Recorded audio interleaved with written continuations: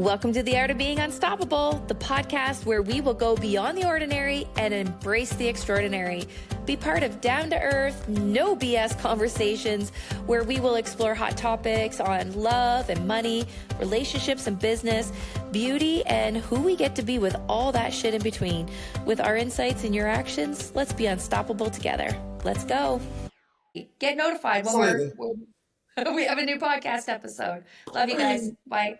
Hi everyone, welcome back to another episode of The Art of Being Unstoppable, and today we're talking about the 5 love languages. I don't know if you guys know this about me, but I am a lover of love. Even though I'm not in a relationship, I'm single. I have a secret to share with you guys. I have a Netflix show that I binge in every language. Love is Blind, Mexico, Brazil, Sweden, Canada, UK. I am in love with love. I love seeing people fall in love. I've made a lot of mistakes in love. But this topic about our love languages, we want to give it our little spin on it. And maybe you'll learn something inside of this that might shift your relationship, might add some more love, affinity, closeness, intimacy. So let's just see where it goes. All right. Okay, so let's start off by telling you what the 5 love languages are. Okay, so number 1 is the act of service. Number 2, and we're going to go through each one of these, and Tina, I know you'll have lots to share. Number 2 is receiving gifts. Receiving gifts. Number 3, quality time. Number 4, words of affirmation. And last but not least, physical touch.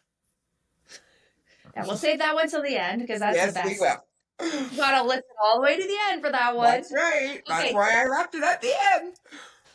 Love language, acts of service. I could say, like, my ex-husband, this was his love language. And he was the type of guy that would work 12 hours a day. And he'd go work 3 hours a day, like in the summertime, in the evening in the yard. We had an acre of property. So he was cutting the grass and trimming the trees, and everything was perfectly manicured. And when he came home, when things weren't tidy or weren't clean, he used to get really upset by that. And I could never understand. He's like, what did you do all day? I'm like, I played with my kids, especially when the kids were little. I played with the kids. He's like, but you didn't clean the house. And I'm like, no, I was playing with the kids. Like, I could not understand, but his love language was acts of service. If I work all day and you're home, the home should be tidy. And this used to cause so much conflict for us because my story about it was, don't control me. Don't tell me what to do. If I don't want to clean the house, I'm not going to clean the house. I didn't see that his love language was acts of service. And when I do things like keep the house tidy, that was his way of knowing that I loved him. I cared about him because that was important to him, and I would make that important to me. And, so I think sometimes with our love languages, learning how to speak the other person's language is equally as important, right? So that's why I was going to ask you. I was going to interrupt you, but I thought I won't interrupt you. So acts of service was his love language. What's your love language? Well, oddly enough, it's quality time. So here he is working 12 hours a day, earning a great living so that we could travel, live in this custom built home, have whatever we wanted. I never had to worry about anything.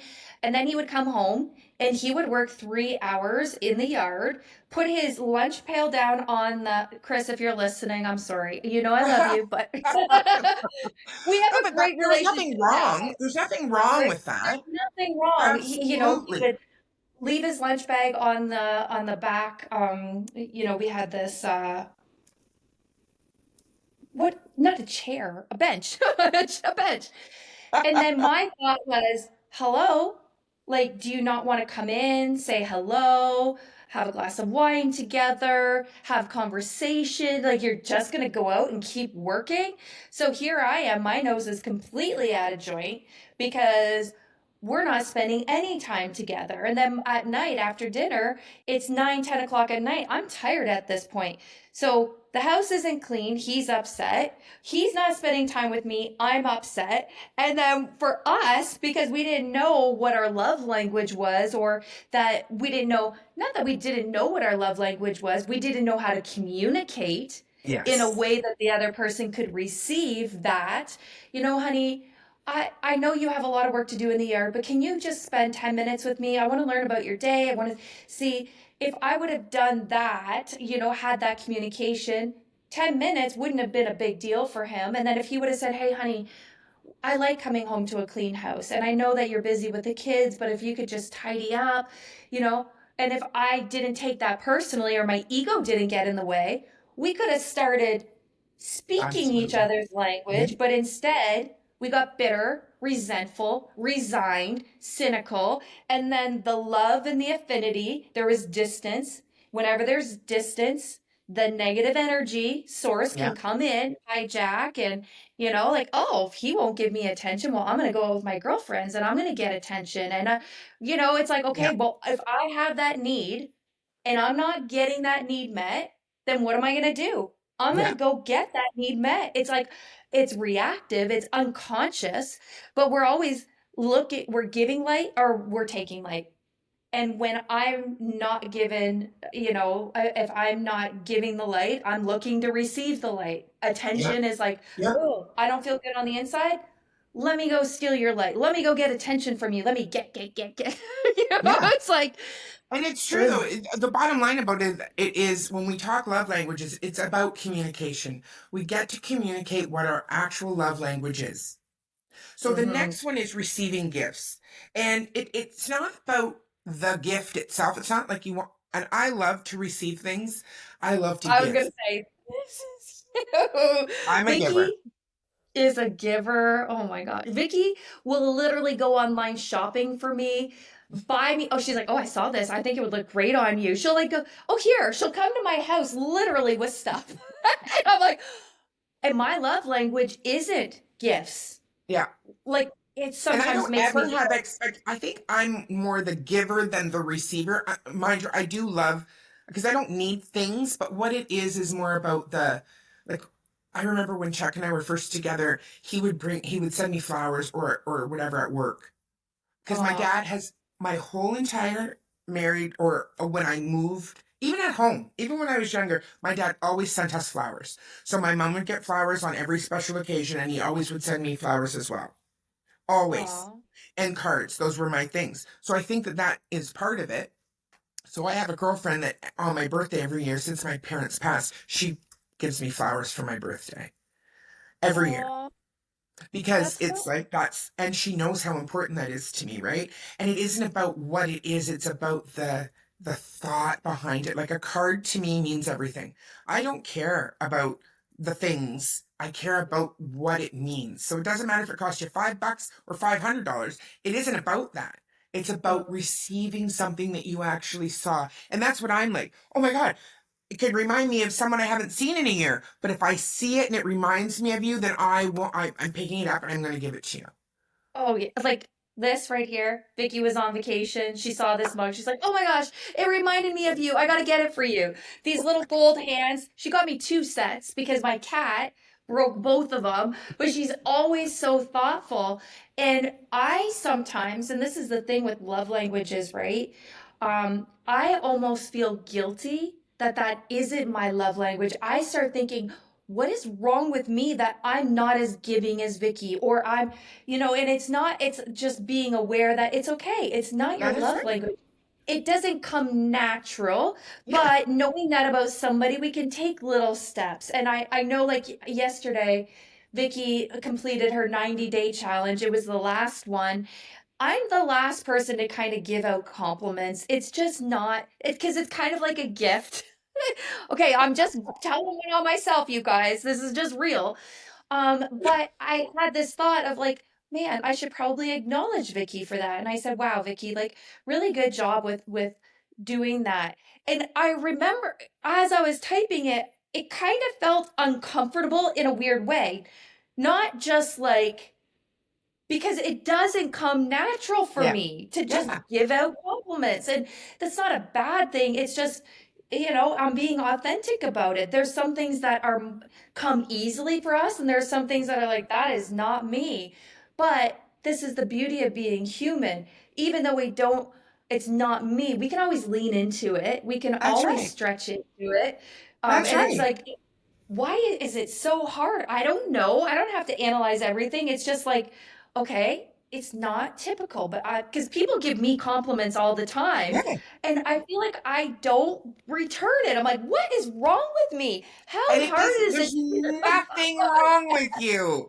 And you were talking about acts of service. My husband is the acts of service guy too. Like he's always like, dinner's made. He does, he does all kinds, and he always has done things for me. Like, and he always will make sure that, if I'm gone away, when I get home, the house is tidy, everything, because and I love that. And I know that. So when we go on vacation, which we leave tomorrow morning, that's what I'm going to do for him that week when we're gone. I'm going to make sure that, because he's going to fish, I'm going to read a book, I'm going to chill, I'm going to do some work. I'm obviously going to work when I'm away, but you know, I'm going to make sure that he has his lunch. I'm going to make sure that his dinners are, because that is his way of giving to me.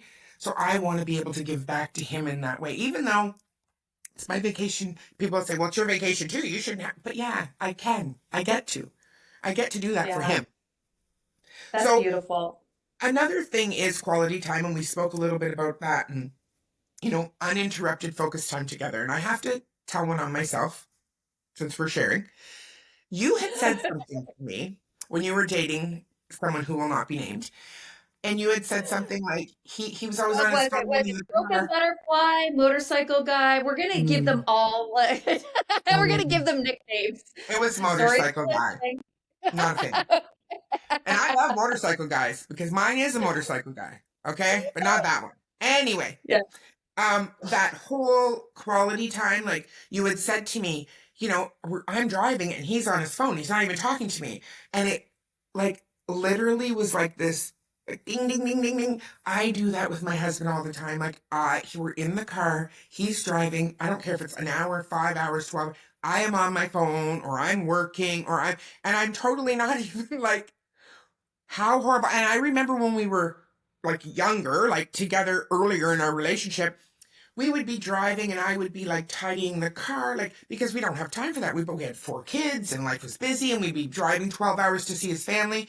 And then I would be putting cream on his hands, like spending, like giving him all of those, that my attention, right? And Hmm. now yeah, it could be 2 hours in the car and we don't even say 5 words. And it's like Vicky, and it's me, because it's not him. He's driving. Obviously, he's got to be there and he's got to have his eyes on the road. But I am so like zoned out or working that I'm not Yeah. even spending that time and being present. Like I'm really trying to be more conscious of being present. So that is something that, again, I have to lean into, right? I get Yeah. to lean into, not have to, but that quality time. Because even on the couch at night, like we're both busy.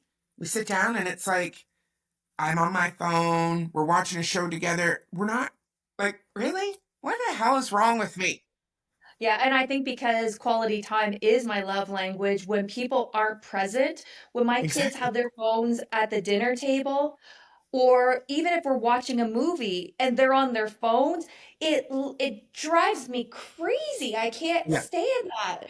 My daughter said to me actually yesterday, she said one of her really good friends, she said she had a conversation with her because she said all you do is go on your phones, like on your phone. We'll go out for dinner. You're on your phone the whole time. We're at your house for lunch right now. You haven't even looked up at us once. You haven't talked. And what you're doing is you're just scrolling TikTok. And she said, it really bothered me, Mom, to the point where I really had to say something. And I thought, well, that's good because I think sometimes people don't even realize how not present they are, how Yeah. disconnected they are. And people feel that. So Oh. And it's yeah, almost like, and we feel it and we take it personal. We take it personally. I do. I have a friend who's like that, and she's always on her phone, like always. It doesn't matter. She's driving, she's on her phone. And she's scrolling. It's nothing important. Like, it's like, I'm sitting right here. What are you doing? Well, and what's the message that it sends unconsciously? Our beliefs are that is important and I'm not. That's right. And then we start looking for evidence that that's true. Yeah. And we start seeing it everywhere. And then it becomes a belief system. Like our Yeah. words are so powerful because our words create our reality. And we're living, okay, I'm going to go off on a tangent because you know me and presence and phones and technology. I'm Yeah. not going to go there, you guys, because I have strong opinions and beliefs about this. But back to motorcycle guy and being present. No, we're going to forget about him. Yes. But, But you know, it is true, though. Being present is key. You know, and you and I can sit here, and that's the thing, right? Like, and that's what I said about this podcast is about the two of us spending time together and sharing what women talk about in their life and knowing that it's all okay. We get to talk about it, we get to bring it to the surface, and we get to share it with each other as well as other people. Because if that's one thing you and I do, what is your experience of me? And you get to share the truth because I want to know. Oh my, that's where it's because we get so busy and in our head sometimes we don't even know that we're doing something that we're doing. So, you know, yeah. being able to communicate with a friend is one thing, but why aren't we doing that in our relationships as well with our significant other? Well, because for the most part, we're operating very unconsciously. That's right. And and this is why every episode we're going to talk about the reason why we share these things is to help raise our level of consciousness. And we go through life being reactive, being triggered, being like, oh, he's not doing this. And all we're doing is we create space and distance, and we lose the love and the affinity with our partners, with our children, with our friends, with Yeah. humanity.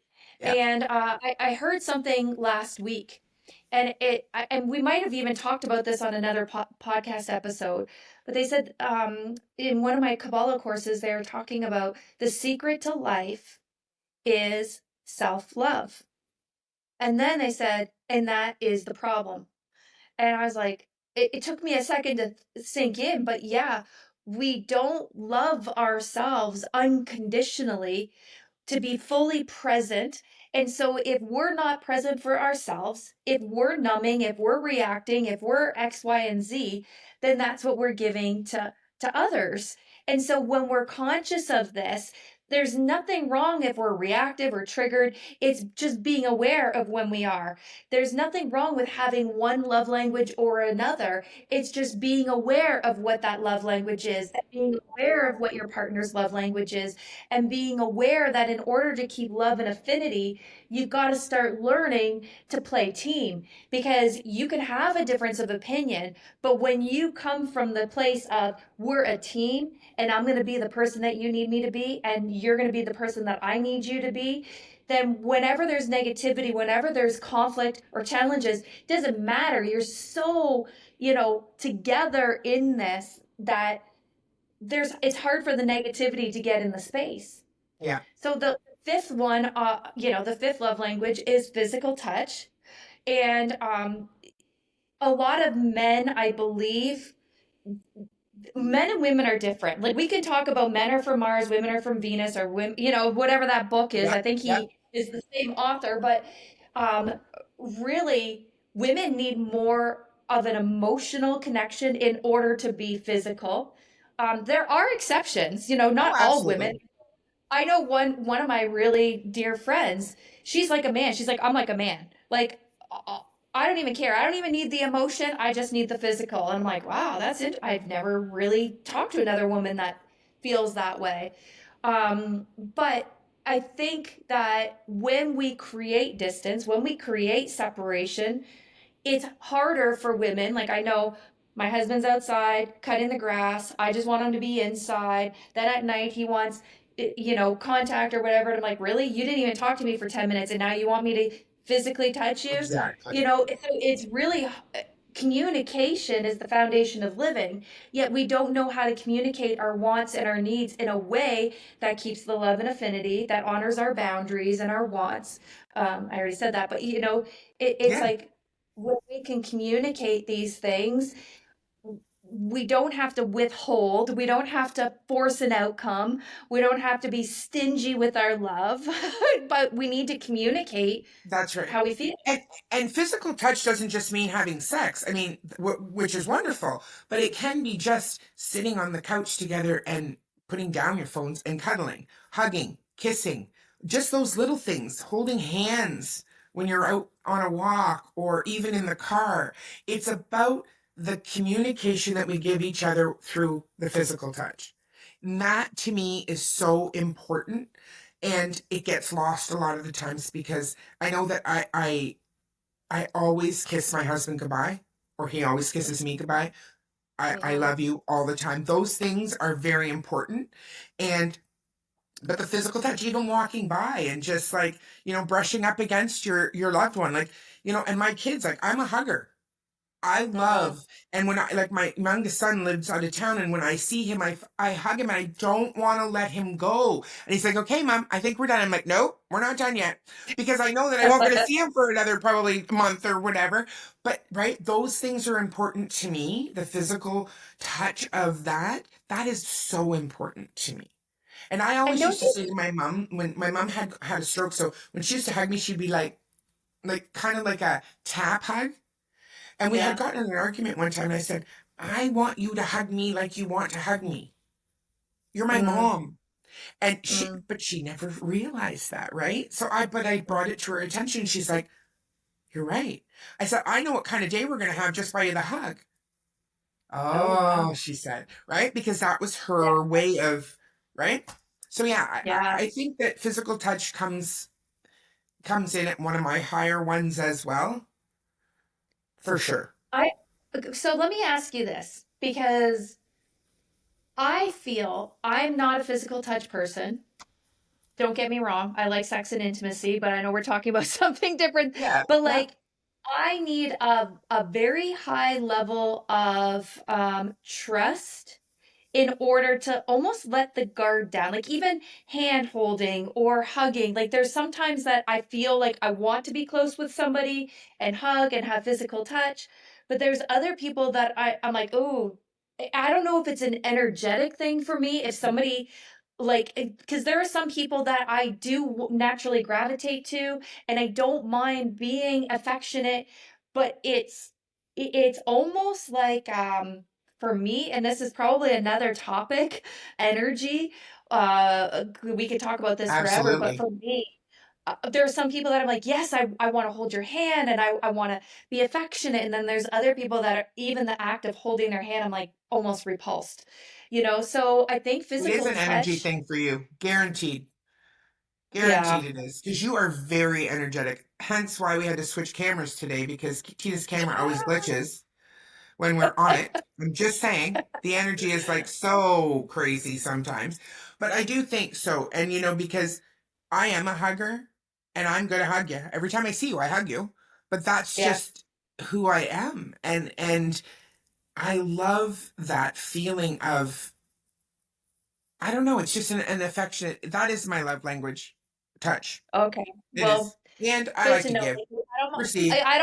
I don't mind hugging you, Vicky. When you give me a hug, I receive it. There's no negative energy or anything. But guys, I hope that you're getting something for yourself in this. Maybe you've read the book, you know what the five languages are, but I think our intention for this podcast is again, like the last podcast we talked about, embody it. Don't just intellectualize it. Really embody being that love language for your partner or being noticing what other people's love language is and being able to stretch into it to be that person that they need you to be. It's not compromising who you are. It's not changing. It's just really about being more loving, creating more affinity, closing the gap in, the negativity that is in the world and just being more like the creator, being more like love, being more open to being, yeah, just that person that people Yeah. feel good to be with, you know? Yeah. And when you're Yeah. speaking their language, they feel the sense that you really love me. And this is, it all boils down to love. And Yeah. when you can have that, let go of the ego, and when you say to yourself, well, that's just not me, that's not me, I'll never be like that, well, that's the ego talking, that's the ego protecting you. Let it in, just let it in. And just like me with sending compliments, not my comfort zone, it doesn't come naturally, but you know what, I'm gonna lean into it just a little bit because I know that it's important for some people. Love it. Well, thank you everybody for listening. Please let us know what you're thinking, like and subscribe, and we will see you next time on The Art of Being Unstoppable. Bye, See you everyone. guys. Bye. Send love. Well, friends, that is the end of our episode today. If you love this episode, hit the subscribe button so you never miss another episode. And please share us with your friends and tag us on your socials at The Art of Being Unstoppable. So for today, have yourself a beautiful day and let's be unstoppable together. See you next time.